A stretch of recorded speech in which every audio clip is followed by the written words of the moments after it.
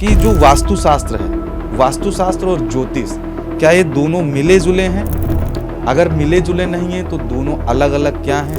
और वास्तुशास्त्र के माध्यम से हम अपने जीवन में परिवर्तन कैसे ला सकते हैं? वास्तुशास्त्र जो है वो भगवान की देन है और एस्ट्रोलॉजी मनुष्य की देन है। देखिए, वास्तुशास्त्र का जो बेसिक है, डिपेंड है वो 5 एलिमेंट्स पे है। जो प्रकृति है ये भी 5 एलिमेंट्स की बैलेंसिंग पे चलती है। नमस्कार, मैं हूं कृष्णा मिश्रा और आप देखना शुरू कर चुके हैं एस्ट्रो चौक। होली का पर्व सनातन में बड़ा महत्वपूर्ण माना जाता है और होली के दिन कुछ ऐसे उपाय किए जाते हैं वास्तुशास्त्र के अनुसार जिससे घर में माँ लक्ष्मी की कृपा होती है। जो नकारात्मक ऊर्जा होती हैं वो घर से जाती हैं। तमाम लोग कहते हैं कि होली के दिन कछुआ खरीद के लाना, घर में रखना, पर्स में चांदी का सिक्का रखना, तमाम तरीके की बातें वास्तुशास्त्र के जानकार के द्वारा बताई जाती हैं कि अगर आप ऐसा करते हैं तो आपके घर में सुख समृद्धि हमेशा बनी रहेगी। तो आज हमारे साथ बातचीत करने के लिए अजीत श्रीवास्तव जी हैं, वास्तुशास्त्र के जानकार हैं।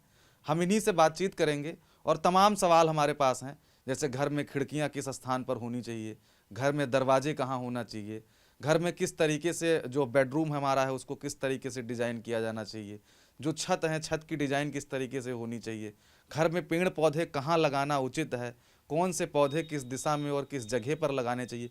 ये तमाम सवाल हमारे पास हैं। आज तमाम सवालों पर सर से बातचीत करेंगे और वास्तुशास्त्र के बारे में गहराई से बातचीत करके और समझेंगे कि क्या वास्तुशास्त्र और जो ज्योतिष है वो वाकई में दोनों एक है या दोनों अलग है। अगर दोनों अलग है तो दोनों किस तरीके से काम करता है और वास्तुशास्त्र के माध्यम से क्या हम अपने जीवन को बदल सकते हैं। जो हमारे जीवन में नकारात्मक ऊर्जा है उसको हम कैसे समाप्त कर सकते हैं। तमाम सवालों पे जो है सर से बातचीत। सर, सबसे पहले तो आपका बहुत बहुत धन्यवाद।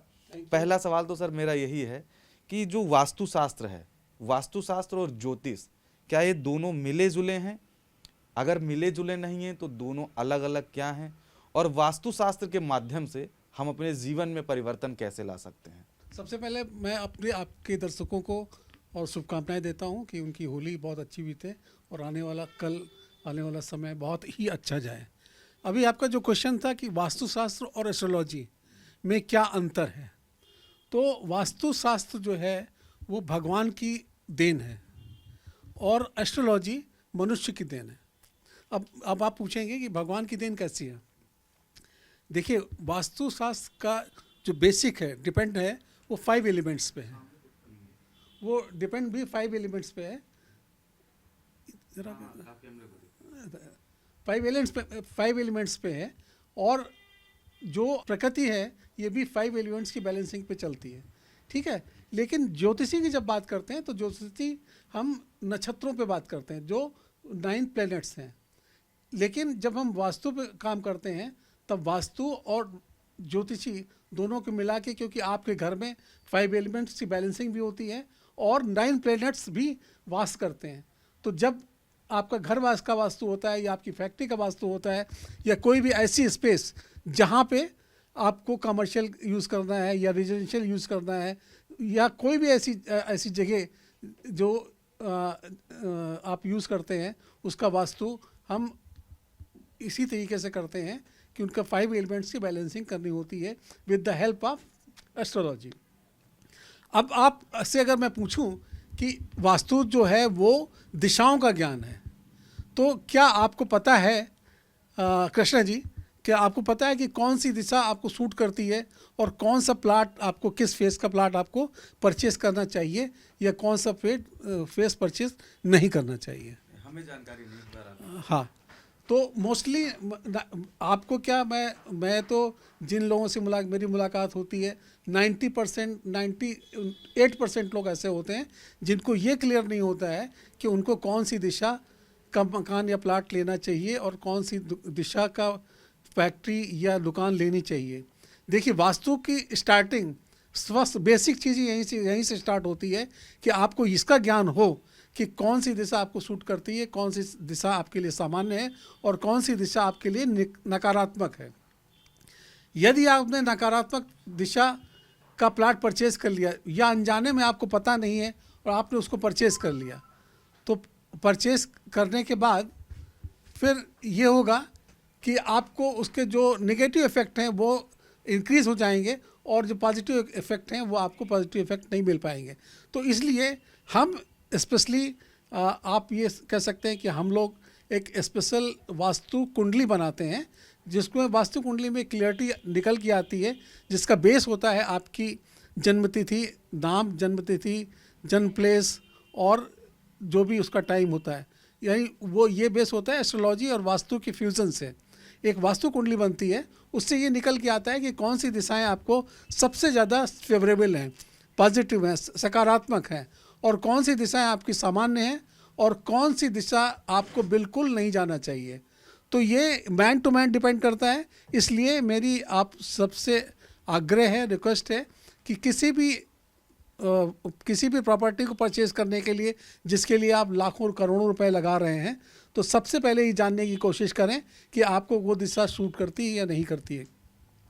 क्योंकि अगर आपने वो मकान ले लिया, परचेज़ कर लिया, प्लाट ले लिया या परचेज़ कर लिया, और उसके बाद रहते रहते आपको ये पता चलता है कि ये तो हमें सूट नहीं करता है।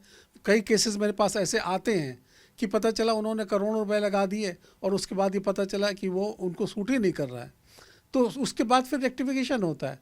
तो किसी भी मरीज का जो रेक्टिफिकेशन, किसी भी रोग का रेक्टिफिकेशन या दवा, अगर ऑपरेशन करना है तो ऑपरेशन करना होता है, और या फिर हम दवाओं पे काम चलाते हैं। तो लेकिन अगर कोई अगर ऐसा रोग है जिसमें आपको ऑपरेशन ही डॉक्टर ने एडवाइस किया है, तो उनका वो दवाओं पे सस्टेन करना बहुत मुश्किल होता है। तो इसीलिए सबसे पहले मेरी एडवाइस यही होती है कि सबसे पहले आप ये जानें कि कौन सी दिशा आपको सूट करती है, और उस दिशा का ही प्लाट आप या उसको मकान या कोई भी प्रॉपर्टी को परचेज करें। तो इसके लिए वास्तु कुंडली होती है, जो वास्तु कुंडली आपके एस्ट्रो और वास्तु के फ्यूजन से बनाई जाती है। अच्छा सर, घर में विभिन्न कमरे होते हैं। एक व्यक्ति कोई घर बनाता है, कई कमरे होते हैं उसमें, तो ऐसा जो है देखा जाता है कि जो बैठक है, जो शयन कक्ष है, जो रसोई है, इसका सही स्थान एक घर में क्या होता है और घर का फेस क्या होना चाहिए? देखिए, घर के फेस की बात मैंने आपको बता दी, अभी यही बताई थी। सबसे पहले यही दिशा का ज्ञान आपको होना चाहिए कि जो आपका मकान या उसका प्लाट की फेसिंग होती है वही घर की दिशा होती है, ठीक है ना। अब ये टेक्निकल है कि उसकी दिशा कैसे देखी जाती है। इसके लिए आप जनरल कंपास के या और हमारे भी वीडियोस हैं, आप उन पर देख सकते हैं कि उसको हम किस तरीके से घर की फेसिंग को पता कर सकते हैं। तो सबसे पहले आपको जब पता चल गया कि फेसिंग कौन सी है, तो आपने परचेज़ करने से पहले अगर पता चल गया कि फेसिंग कौन सी है और आपको सूट करती है कि नहीं करती है, नेगेटिव है या पॉजिटिव है, तो आप उसको परचेज़ कर सकते हैं। लेकिन मान लिया आपने मकान या दुकान या फैक्ट्री परचेज़ कर लिया है, उसके बाद फिर आपको पता चलता है कि ये आपकी जो दिशा है ये फला फेसिंग है, साउथ ईस्ट फेसिंग है या साउथ वेस्ट फेसिंग है या नॉर्थ फेसिंग है या कोई भी फेसिंग है। तो फेसिंग करने के बाद अगर वो सूट करती है तो डेफिनेटली आपको वो सकारात्मक चीज़ें क्रिएट होती रहेंगी और आपका काम बहुत स्मूथली चलता रहेगा। लेकिन अगर यहीं पे कोई चीज़ें नेगेटिव आती चली जाती हैं, या देखिए वास्तुशास्त्र में क्या होता है, मैक्सिमम हम साउथ वेस्ट को बहुत अच्छा नहीं मानते। साउथ वेस्ट क्योंकि वो राहु की दिशा है और मतलब नॉर्मली लोगों को सूट नहीं करती। मतलब एक जनरल, अगर आप जैसे कहते हैं कि किसी को नॉर्थ सूट करता है, किसी को पूरे ईस्ट सूट करता है, किसी को दक्षिण सूट करता है, किसी को नॉर्थ वेस्ट सूट करता है, लेकिन साउथ वेस्ट एक ऐसी दिशा है जो पॉजिटिविटी, मतलब जो मोस्टली लोगों को सूट नहीं करती है, ठीक है ना। तो अब लेकिन ऐसा भी नहीं कि ऐसा मिथ है कि वो लेकिन जो लोग जैसे पुलिस डिपार्टमेंट में काम करते हैं या मिलिट्री में काम करते हैं, उन लोगों के लिए भी ऐसा हो सकता है कि साउथ वेस्ट सही लगे। तो सबसे पहले जो आपका मकान का दिशा है, जो फेसिंग है, वो इम्पॉर्टेंट है। तो अगर आपके फेवरेबल है तो डेफिनेटली आपको बहुत ही सकारात्मक ऊर्जा मिलेगी और ईश्वर की दुआ से, आप ईश्वर की अनुकंपा से आपको आराम से आपकी लाइफ बगैर किसी हर्डल के स्मूथ रन होती रहेगी। क्या हमारे घर में कोई वास्तु दोष है जिससे जो पारिवारिक जीवन पे असर डाल सकता है? अगर है तो इसका पता कैसे लगाया जाए? देखिए, सबसे पहले मैंने आपको यही बताया, जैसे मान लिया साउथ वेस्ट में आपका गेट है, तो आप ये मान के चलिए कि आपको जो भी दिक्कतें आना स्टार्ट हो जाएंगी वो इस टाइप की दिक्कतें रहती हैं। जैसे आपका सोशल लाइफ है, हैं उसमें वो प्रॉब्लम आएगी, केसेस बढ़ जाएंगे। और इसी तरीके से अगर नॉर्थ वेस्ट में कोई डिफेक्ट है तो आपको आपकी जो समाज में सम्मान होता है वो रिड्यूस हो जाएगा। देखिए ये हमारे वास्तु पुरुष होते हैं, ठीक है ना। अब ये वास्तु पुरुष पे इसी तरीके से ये जहाँ इसके जिस भी अंग पे आपका वास्तु दोष होगा उस अंग में प्रॉब्लम होगी। जैसे आप ये देख रहे हैं, ये हेड है, ठीक है ना। ये हेड हम लोग नॉर्थ ईस्ट मानते हैं। तो अगर मान लिया नॉर्थ ईस्ट में आपने बाथरूम बना रखा है या नॉर्थ ईस्ट में ऐसी कोई चीज़ कर रखी है तो डेफिनेटली आपको माइग्रेन होगा, हेडेक होगा और ऐसी पोजीशंस होगी, या आपको डिसीजन लेने की पावर नहीं रहेगी, ठीक है ना। ऐसे ही अगर आप ये आपका ब्रह्म स्थान है, ठीक है। ब्रह्म स्थान में बहुत लोग आजकल जो नए नए फ्लैट्स बन रहे हैं, फ्लैट बनने में होता है क्या है कि आप एंट्री हुई, लॉबी के बाद तुरंत बाथरूम आ जाता है, बाथरूम के बाद फिर आते हैं रूम्स। तो मोस्टली हमने देखा है कि ये जो ब्रह्म स्थान है यहाँ पे बाथरूम बने होते हैं। तो अगर ये आपका शरीर में सबसे इम्पोर्टेंट जगह जो है वो लीवर और आपका पेट है। अगर पेट सही नहीं रहा तो सारी चीज़ें, सारा जो शारीरिक संरचना है वो डिसबैलेंस हो जाती है, ठीक है। तो आपने जैसे मान लिया यहाँ बाथरूम बना हुआ है तो आपको लीवर की प्रॉब्लम हो सकती है, पेट स्टमक प्रॉब्लम्स हो सकती हैं, या और किसी टाइप की प्रॉब्लम हो सकती है। ऐसे ही अगर आप साउथ ईस्ट में आपका डिफेक्ट है तो आपको ब्लड से रिलेटेड प्रॉब्लम हो सकती है, आपको बीपी हो सकता है, या ब्लड से रिलेटेड बहुत सी बीमारियां हैं ऐसी हो सकती हैं। तो ये सबसे पहले आपको दिशा का ज्ञान होना चाहिए, आपका मकान कौन सा फेसिंग है और किस दिशा में कौन सा चीज़ आ रही है। आपका ड्राइंग रूम कहाँ पे आ रहा है, और आपका किचन कहाँ पे आ रहा है, आपकी बाथरूम कहाँ पे आ रहा है, आपकी सीढ़ियाँ कहाँ पे आ रही हैं, आपकी गार्डन कहाँ पे आ रही हैं। ये इन सब का ज्ञान होना बहुत इंपॉर्टेंट है, तभी तो आपको पता चलेगा कि आप ये वास्तु दोष इसमें है कि नहीं है। मान लिया जैसे आप बताते हैं कि रसोई घर का अप्रोप्रिएट जो जगह है वो साउथ ईस्ट है, लेकिन आपने वहाँ पे साउथ ईस्ट में नहीं बना रखा है, साउथ ईस्ट की जगह आपने उसको कहीं और पे बना रखा है, तो डेफिनेटली वो प्रॉब्लम आएगी। और वो साउथ ईस्ट की जो नकारात्मक चीज़ें हैं वो आपके ऊपर हावी होती चली जाएंगी। जैसे मैंने आपको अभी ब्लड से रिलेटेड प्रॉब्लम बताई है, या मान लिया साउथ ईस्ट की तरफ आपका किचन नहीं है और वहाँ पे गेट है, तो डेफिनेटली आप आमंत्रित कर रहे हैं ब्लड से रिलेटेड प्रॉब्लम्स को, ठीक है। तो ऐसे ही वास्तु दोष हैं जो आपको घर के अंदर निकालने हैं और पता करने हैं, या किसी वास्तु एक्सपर्ट से पता करना है, और उनकी आप जब रेमेडीज़ कर देंगे या उनको हटा देंगे या रेक्टिफाई कर देंगे तो डेफिनेटली वो प्रॉब्लम सारी ख़त्म हो जाएगी। अच्छा सर, देखा जाता है कि जैसे कोई व्यक्ति जब एक घर बनाता है तो घर बनाने के साथ साथ वो घर में तमाम तरीके के पेड़ पौधे लगाता है। वो पेड़ पौधे लगाने के उचित स्थान क्या हैं? लोग आंगन में लगाते हैं, लोग अपने घर के बाहर बने गार्डन में लगाते हैं। तो जो पेड़ पौधे आंगन में लगाया जाता है, जो बाहर गार्डन में लगाया जाता है, कई लोग अपनी दीवार पे लगाते हैं, कई लोग गमले जो है छत पे सजाते हैं जो बाहर की तरफ लोगों को दिखाई पड़ता है। तो ऐसे में कौन से जो पौधे हैं वो हमें सबसे ज़्यादा लगाने चाहिए जिससे हमारे घर में माँ लक्ष्मी का आगमन हो, हमारे घर में जो है हमेशा सुख शांति बनी रहे, और वो पौधे किस स्थान पे लगाने चाहिए? देखिए, बहुत अच्छा सवाल आपने किया है, क्योंकि आजकल की ज़िंदगी में हर आदमी डेकोरेशन चाहता है, और डेकोरेशन करने के लिए वो प्लांट को यूज़ करता है। वो कभी अपनी बालकनी में रखेगा, कभी ड्राइंग रूम में रखेगा। अब इन हाउस आउट हाउस भी पौधे आ चुके हैं। तो सबसे पहले मैं आप सबके को ये रिकमेंड करना चाहूँगा कि कोई भी आर्टिफिशियल प्लांट अपने घर में मत रखें। जो लोग ड्राइंग रूम में आर्टिफिशियल प्लांट्स रखते हैं या किसी तरीके से आर्टिफिशियल चीज़ें बनाते हैं, तो अपनी लाइफ को रियल जीने की कोशिश करिए। आर्टिफिशियल में मत विश्वास करिए। आर्टिफिशियल है, अगर आर्टिफिशियल की तरफ जाएंगे तो आप भी आर्टिफिशियल की तरह होते चले जाएंगे। अब आता है कि आपका जो ये प्लांट रखने की पोजीशन है या ये कहाँ पे कैसी होना चाहिए। तो सबसे पहले आपको ये देखना है कि आपका जो स्पेस है गार्डन का वो किस दिशा में पड़ रहा है। जैसे अगर आपका क्योंकि जिस दिशा में आपका गार्डन होगा डेफिनेटली वो दिशा आपकी ओपन होगी और उसके अपोजिट साइड में हैवी होगा, ठीक है। जैसे मान लिया अगर नॉर्थ ईस्ट में आपका गार्डन है, इट्स गुड। अगर आपका साउथ में है तो ये एक अच्छी चीज़ नहीं है, क्योंकि साउथ हैवी होना चाहिए और आपका नॉर्थ ईस्ट खाली होना चाहिए। अब आता है कि किस दिशा में कौन सा प्लांट रखेंगे जिससे कि आपको उन्नति और लक्ष्मी और जो भी खुशियों की आपको के बौछार आपके ऊपर हो। तो सबसे पहले तो आप, अगर मैं नॉर्थ ईस्ट की अगर बात करूं तो नॉर्थ ईस्ट में आप तुलसी का पौधा लगाइए। नॉर्थ ईस्ट में तुलसी का पौधा लगाइए, आपको डेफिनेटली बहुत शांति मिलेगी और इससे घर में भी शांति आएगी। दूसरी चीज़, एक मनी प्लांट जो आप आजकल देखते हैं हर घर में मिलेगा, लेकिन इसकी अप्रोप्रिएट जगह साउथ ईस्ट है। साउथ ईस्ट पे लगाइए मनी प्लांट को, और इसके अलावा किसी दिशा में उसको मत लगाइए क्योंकि उसमें गणेश जी का वास होता है। और जितने भी हैवी, वैसे तो बहुत जो हैवी पेड़ होते हैं उनको घर में नहीं लगाना चाहिए। आजकल लोग केला, बरगद और पीपल वगैरह भी घर में लगाने लगे हैं, लेकिन मेरे हिसाब से और या वास्तुशास्त्र के हिसाब से जो हैवी पेड़ हैं उनको घर पे बिल्कुल नहीं लगाना चाहिए। वो आपकी बाउंड्रीज़ के बाहर हों तो ज़्यादा अच्छा है। जैसे आपकी जो अशोक है, नीम है या आम है या ऐसे पेड़ हैं, तो आपके घर की बाउंड्री के बाहर होना चाहिए और वो भी साउथ या वेस्ट दिशा में होना चाहिए।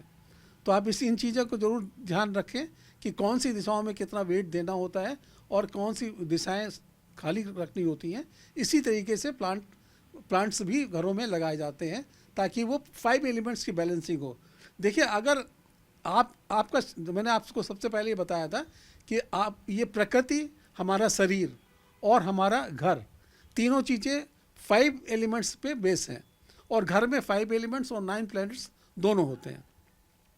तो होता क्या है, जब आप प्रॉपर दिशाओं का प्रिपरेशन, जो भी रेशियो है वो ज़रा सी बिगड़ जाता है तो आपको प्रॉब्लम होने लगती है। जैसे आपको बीमारियां क्यों होती हैं? बीमारियां इस होती हैं कि बॉडी का कोई ना कोई सॉल्ट डिसबैलेंस होता है।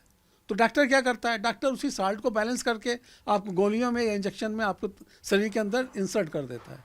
उसी तरीके से वास्तु में भी 5 एलिमेंट, 5 जो 5 तत्व हैं उनको एलिमेंट की बैलेंसिंग की जाती है, और जब वो बैलेंसिंग प्रॉपर चलती रहती है तो डेफिनेटली वो सारी आपके घर में लक्ष्मी का वास, खुशियाँ, ये सारी चीज़ें आपके घर में रहेंगी। आपका जीवन प्रसन्न और उन्नतिमय रहेगा। तो सर, घर की अगर दीवारों की बात करें तो लोग अपने घर को सजाते हैं, तमाम कलर दीवारों पे करते हैं, फॉल सीलिंग लगाई जाती है, ऊपर छत में तमाम चित्र लगाए जाते हैं। तो ऐसे में जो अगर वास्तुशास्त्र की बात करें तो वास्तुशास्त्र के अनुसार हमारे अंदर जो हमारे बेडरूम है उन दीवारों के कलर क्या होने चाहिए, वहाँ हमें किस प्रकार के चित्र अपनी दीवारों पे लगाने चाहिए, हमारी जो छत है, छत की ऊंचाई और फर्श की ऊंचाई लगभग कितनी होनी चाहिए? देखिए, चेयर इतनी मूवमेंट मत कीजिए। अच्छा, मूवमेंट नहीं करना है, फ्रंट ही रहना है। अच्छा ठीक है। हाँ, नहीं, ये भी बहुत अच्छा सवाल है एक्चुअली में।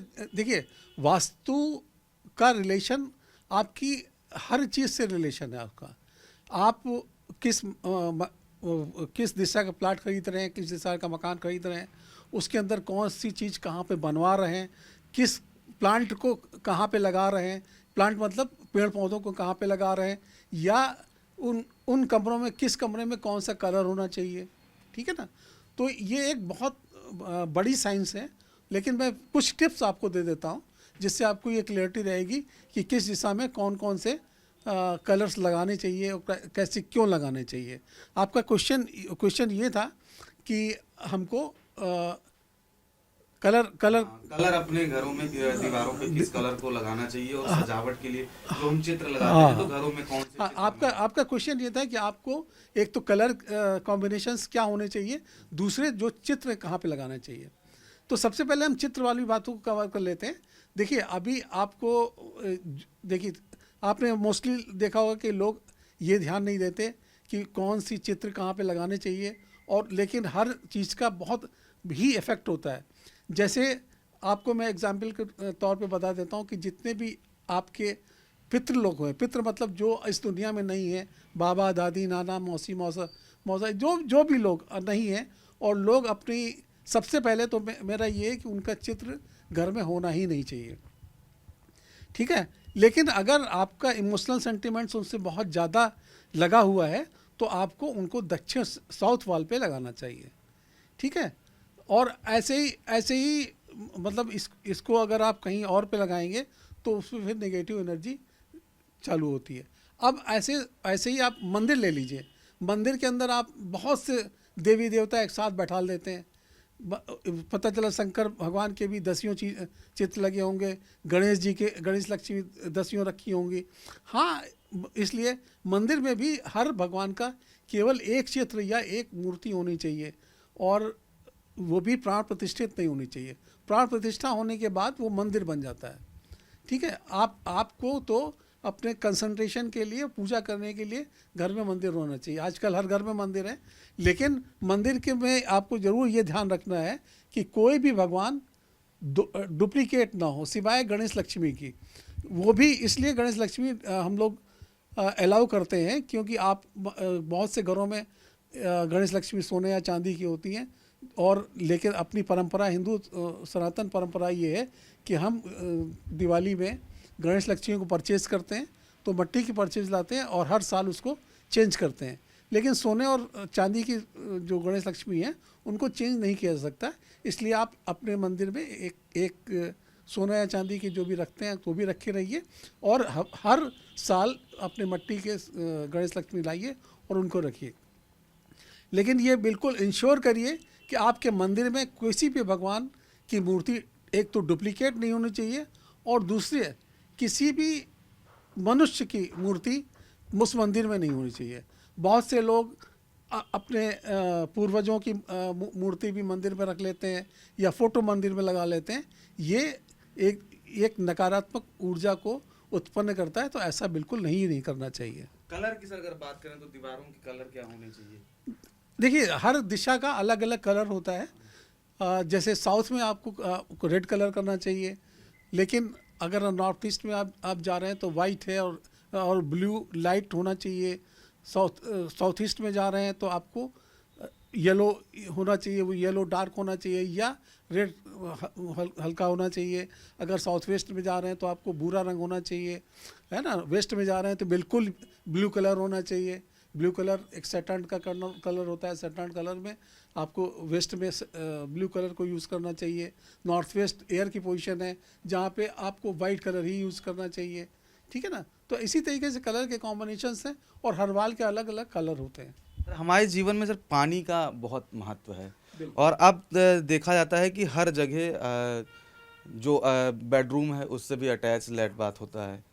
अलग अलग जगह पानी की टंकियां होती हैं, लेकिन जो एक हम मुख्य जो हमारी टंकी होती है, जहां हम बोरिंग करवाते हैं, जो नल हमारा होता है, जहां से सप्लाई हर जगह पहुंचता है, तो वो पानी का उचित स्थान एक घर में क्या होना चाहिए, वो किस दिशा में होना चाहिए? उस पानी का स्थान जो है, जो हम बोरिंग करवाए हैं, वो कहाँ पे करवाना चाहिए पूरे मकान में? देखिए, आपने ये बहुत अच्छा सवाल पूछा है। जल के दो स्रोत होते हैं, ठीक है ना। एक तो पानी बोरिंग के थ्रू आता है, ठीक है। दूसरा आपका जो म्यूनिसिपैलिटी का पानी आता है उसका लोग नीचे टैंक बनाते हैं और उसमें पानी भरते हैं। उसके बाद उसको मोटर से फिल करके ऊपर ले जाते हैं और फिर वो घरों में यूज़ होता है, ठीक है। और दूसरा ये होता है कि वो सीधे मोटर चलाते हैं और टंकी में पानी भरा जाता है, और टंकी से फिर पानी पूरे घर में डिस्ट्रीब्यूट होता है। तो दोनों की अलग अलग पोजीशन होती हैं, ठीक है ना। अगर आप अपने घर में बोरिंग करा रहे हैं और अंडरग्राउंड टैंक बना रहे हैं, तो वो नॉर्थ ईस्ट एरिया में ही होना चाहिए, क्योंकि वो जल का स्थान है। लेकिन अगर आप अपने घर में बोरिंग नहीं करा रहे हैं और वाटर टैंक नहीं बना रहे हैं, और सीधे आपसे मोटर के द्वारा पानी आपकी टंकी में जा रहा है, तो उस टंकी का स्थान साउथ वेस्ट में होना चाहिए, क्योंकि घर में सबसे टॉप पे टंकी ही लगती है और सबसे ज़्यादा वेट पानी का ही निकल के आता है। इसलिए जब आप टंकी लगाएं तो साउथ वेस्ट में लगाएं, लेकिन अगर आपको बोरिंग करनी है या टैंक बनाना है तो नॉर्थ ईस्ट में लगाएं। सर, घर में सर जो पुरानी चीज़ें होती हैं उसको फेंक दी जाती हैं, लोहा हो गया उसको फेंक दिया, तो क्या जो पुराने सामान बेकार जो चीज़ें होती हैं वो भी घर में वास्तु दोष पैदा कर सकती हैं? बिल्कुल, ये बिल्कुल सही बात है। वास्तु दोष मैं तो एडवाइस करता हूँ, खासकर घर की छतों, लोग करते क्या हैं, जितना भी वेस्ट मटेरियल होता है उसको उठा के छत में फेंक देते हैं।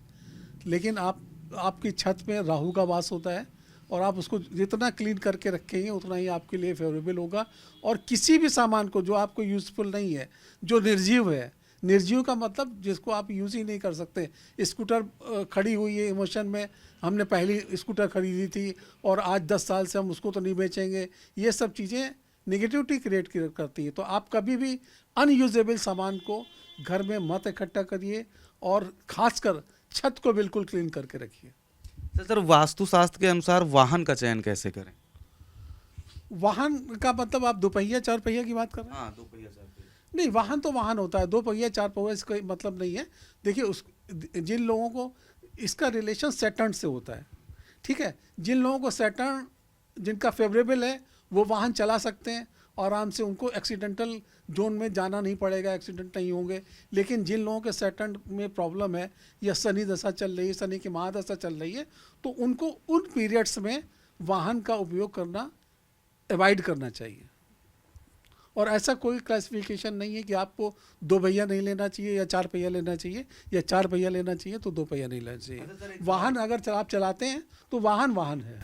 एक सवाल सर मेरा ये है कि जैसे मान लीजिए किसी ने अपना घर खरीद लिया और फिर उस वक्त अगर उसने वास्तु का ध्यान नहीं दिया, चीज़ें बिगड़ने लगी, तो अब घर तो उसका वही है, उसको सुधार कैसे कर सकता है उसका वो? बिल्कुल, देखिए मकान, मैंने आपसे जहाँ से इस आपके जो संवाद स्टार्ट हुआ था उसमें मैंने सबसे पहले आपको कहा था, सबसे पहले आपको पता होना चाहिए कि कौन सी फेसिंग आपको सूट करती है, कौन सी फेसिंग नहीं सूट करती है।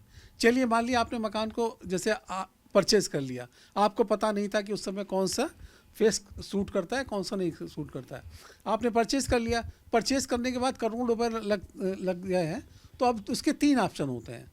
सबसे पहला ऑप्शन यही है कि आप किसी एक्सपर्ट को बुलाइए और देखिए कि किस दिशा में कौन सी चीज़ आ रही है और कौन सा वास्तु दोष है और कौन सा वास्तु दोष नहीं है।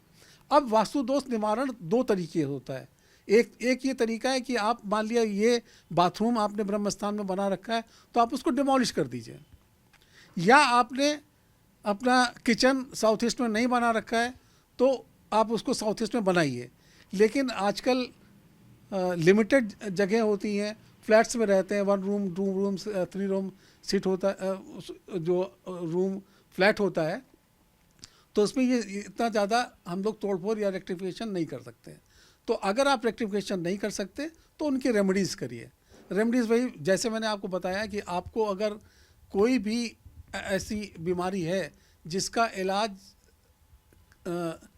उस बीमारी का मान लिया जैसे हम कैंसर का इलाज अगर ऑपरेशन है तो ऑपरेशन सही होती है, लेकिन अगर ऑपरेशन नहीं हो सकता है या इस स्टेज पे मरीज नहीं है कि उसका ऑपरेशन किया जा सके, तो फिर वो तब तक चलता रहेगा जब तक उसको दवाओं पर सस्टेन किया जाता है।